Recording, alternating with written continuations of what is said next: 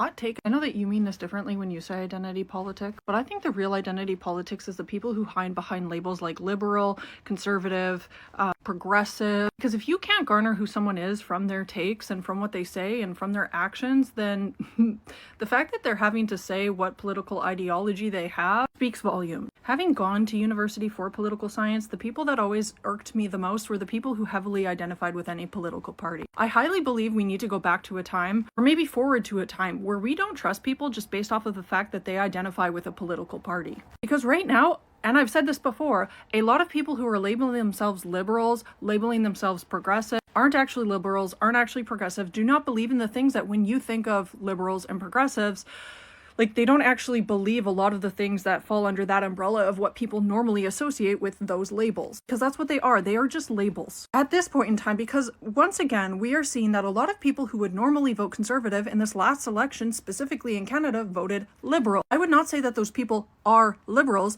I would say that they just did not align with the current Conservative Party leader. And you see this because a lot of people do not like fascism. A lot of people voted against what they would consider their own political party because they did not align with fascism. There's a lot of people who are calling themselves conservatives, but what they are is fascists. So I think, honestly, having been in the degree I was in and sitting in classrooms with these people, when you have content creators coming up on your For You page and they're using buzzwords, which I believe, honestly, in the content creation space are buzzwords. I'm a liberal, I'm a progressive.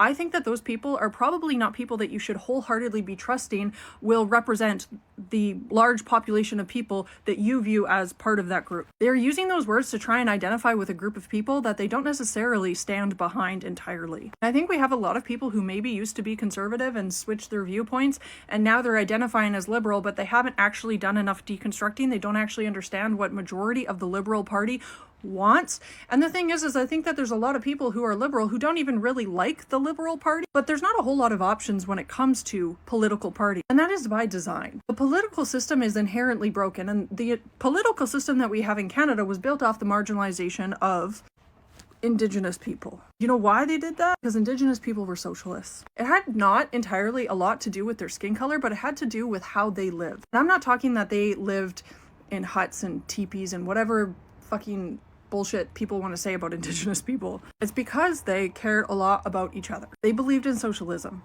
Like, a lot of what happened with the fur trade actually happened because Indigenous people were willing to trade with other tribes who didn't have the things that they did.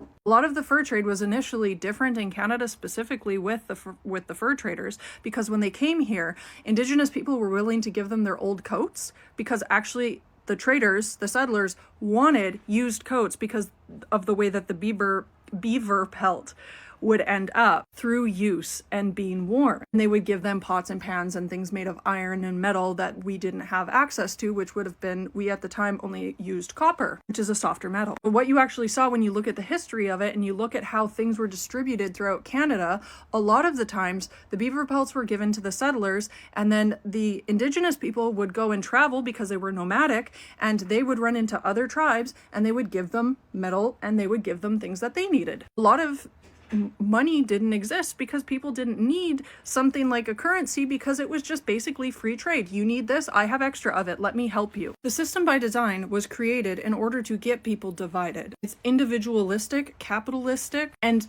people not caring about other marginalized group is exactly what the system was designed to do. If you are perpetuating that system, you're perpetuating the harm on other groups of people. And if you're not willing to learn about other groups of people, but you want to label yourself leftist and progressive to get those people to view your videos, to engage with your content, to follow you, to support you, to make you more money because you want to be further up in this game that is capitalism. I mean, like, I see the irony, and maybe it's my ADHD and my pattern recognition. A lot of the times that men don't want to deconstruct patriarchy is because they like the little bit of power that they get as men. And that's why we see when we talk about power structures and we talk about the hierarchy that exists and we talk about people being marginalized for their skin color, men who are people of color really want to identify with that hierarchy system and they really want to draw attention to it and they really want to dismantle it. But when you talk about the hierarchy that's been created between men and women and men being above women, they really don't want to talk about that system. They don't even want to acknowledge that system because they want to retain the little bit of power that they have. And it's why people like you make comments like this without having any idea about anyone else's identity,